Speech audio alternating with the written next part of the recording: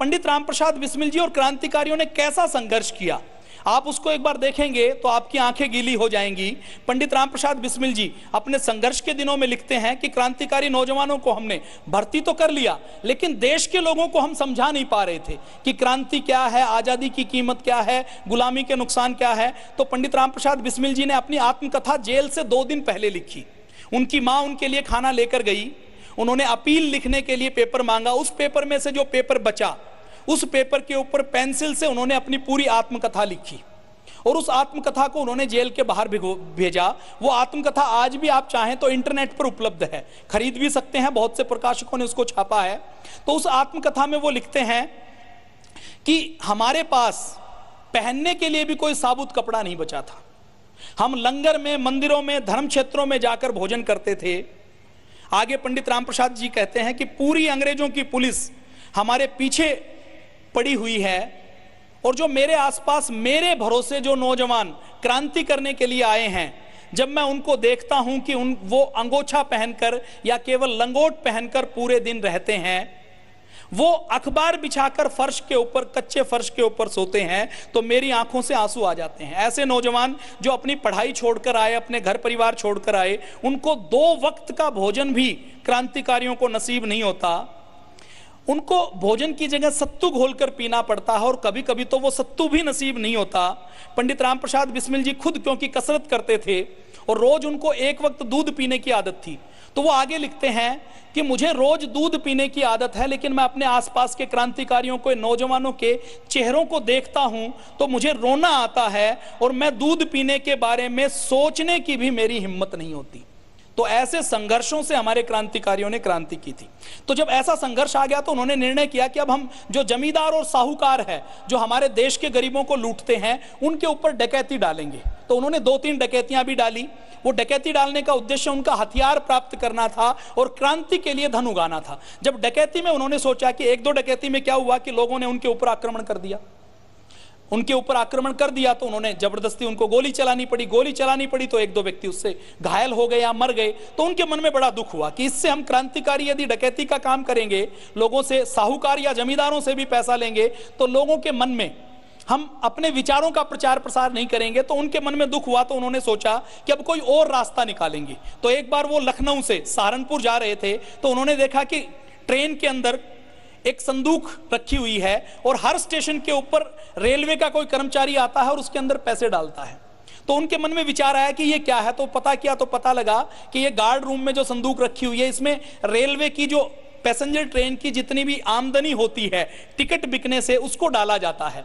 तो उनके मन में विचार आया कि अब हम अपने जमींदारों, साहूकारों के ऊपर डकैती नहीं डालेंगे, हम अंग्रेजों के ऊपर डकैती डालेंगे। तो उनके लगभग 25 साथियों ने मिलकर ट्रेन लूटने की योजना बनाई। 10 लोगों ने उसमें हिस्सा लिया।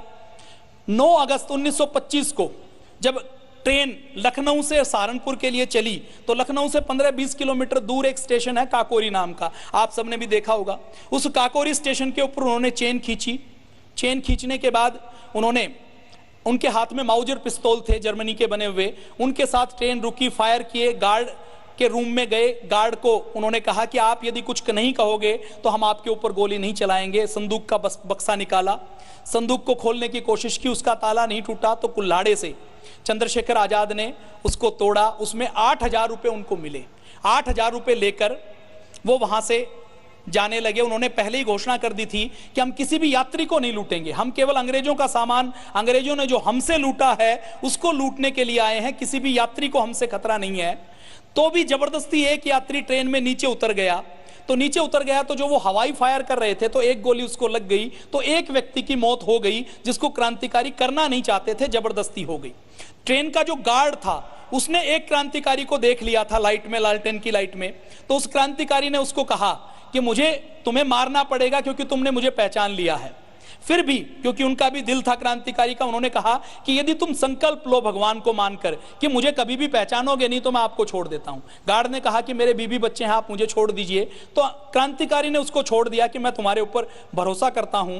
उस गार्ड के बाद वो क्रांतिकारी की एक अलग से एक कहानी है। गार्ड जेल में आया, जेल में उसने पहचानने से इनकार कर दिया और वो गार्ड उसको आजादी के बाद फिर एक रेलवे के अधिकारी के रूप में मिला। तो उनकी ट्रेन को लूटना अपने आप में एक बड़ी घटना थी और अंग्रेजों अंग्रेजों ने इसको ऐसे लिया कि आज 10 नौजवानों ने एक ट्रेन लूटी है, कल को थाना लूटेंगे, परसों को बैंक लूटेंगे, तो हमारा सारा शासन तंत्र ध्वस्त हो जाएगा।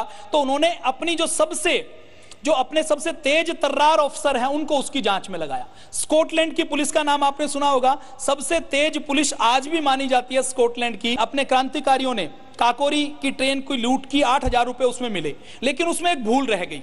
वो भूल क्या रही? एक क्रांतिकारी की चद्दर ट्रेन में छूट गई।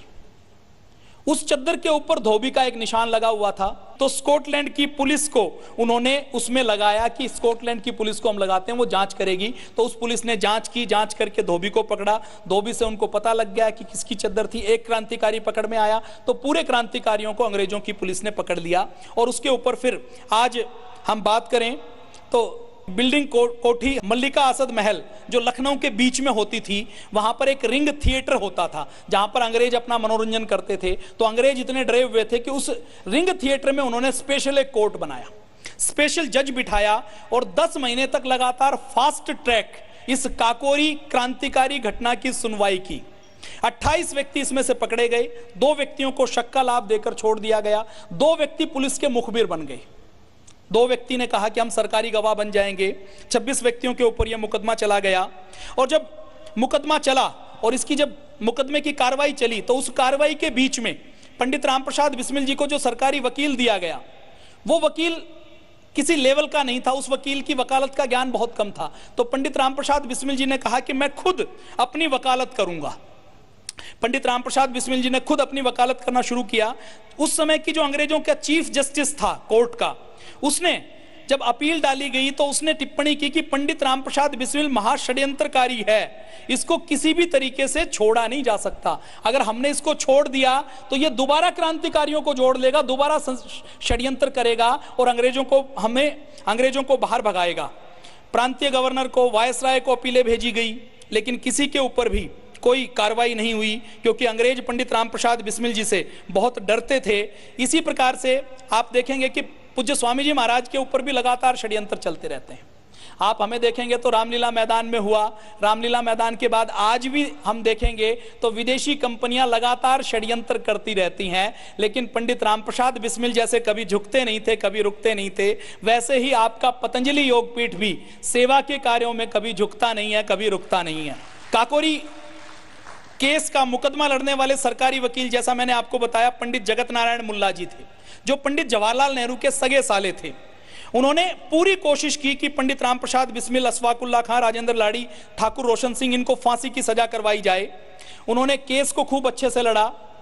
लास्ट में जब पंडित रामप्रसाद बिस्मिल जी जेल में थे और जब उनको फांसी की सजा दे दी गई, तो उन्होंने लिखा है, एक पत्र लिखा। उस पत्र में उन्होंने लिखा कि ये जो मुल्ला जगत नारायण है, ये अंग्रेजों के इतने खास थे कि इनको उस केस को लड़ने के लिए 1 लाख रुपए की फीस दी गई। 20 रुपए तोला सोने का रेट है। 1 लाख रुपए मुल्ला जगत नारायण को फीस लड़ने के लिए दी जा रही है कि क्रांतिकारियों को फांसी की सजा दिलवानी है। और ये अंग्रेजों के इतने खास थे कि कोई भी कमेटी बनती थी आजादी से पहले, हर कमेटी में ये होते थे। 1938 तक ये लखनऊ विश्वविद्यालय के कुलपति रहे। तो बिस्मिल जी ने लास्ट में अपना एक पत्र लिखा, उसमें उन्होंने लिखा कि देश की सेवा के लिए मैं तो दोबारा जन्म लूंगा। पंडित जगत नारायण मुल्ला जी को मेरा नमस्कार कह देना और उन्हें कहना कि हमारे खून से लथपथ 1 लाख रुपयों के ऊपर सोकर उनको नींद आ जाए। तो पंडित रामप्रसाद बिस्मिल जी को फांसी करवाने में किसकी महत्वपूर्ण भूमिका है, वो पंडित जगत नारायण मुल्ला की है, जो पंडित जवाहरलाल नेहरू जी के सगे साले थे। कोर्ट में जब पंडित रामप्रसाद बिस्मिल जी ने अपनी 76 पेज की एक लिखित अपील डाली, और 76 पेज की जो अपील जब उसके कोर्ट के जो चीफ जज ने पढ़ी, तो चीफ जस्टिस था लुइस शर्ट्स। उसने पूछा पंडित रामप्रसाद बिस्मिल जी से कि mister Ramprasad, from which university you have taken the degree of law. उसको जब उसने पढ़ा कि ये तो ऐसी लगती है कि जैसे किसी लंदन के विलायत के किसी कानून की डिग्री लेने वाले किसी अच्छे विद्यालय से ये पढ़कर कोई व्यक्ति ने लिखी हो, तो पंडित रामप्रसाद बिस्मिल जी उस समय भी हंस पड़े। और वो जो कोर्ट की कार्रवाई होती थी ना, उसका मजाक बनाते थे, वो उसको सीरियसली नहीं लेते थे। उनका एक ही संकल्प था कि हमें तो फांसी के फंदे पर झूलना है, क्योंकि हम शहादत देंगे तो ही नए क्रांतिकारी खड़े होंगे। तो पंडित रामप्रसाद बिस्मिल जी ने हंसते हुए कहा, excuse me sir, A kingmaker does not require any degree. वो कहता क्षमा करें महोदय, सम्राट बनाने वाले को किसी डिग्री की आवश्यकता नहीं होती। तो ऐसे पंडित राम प्रसाद बिस्मिल थे, ऐसा उनका चरित्र था, ऐसे उनके चिंतन का स्तर था। मुल्ला जगत नारायण जो विलायत के पढ़े हुए थे, वो जब दलील देते थे तो वो दाएं बाएं बगले झांकते थे, ऐसा ऐसा मस्तिष्क उनका था, ऐसी बुद्धि उनकी थी।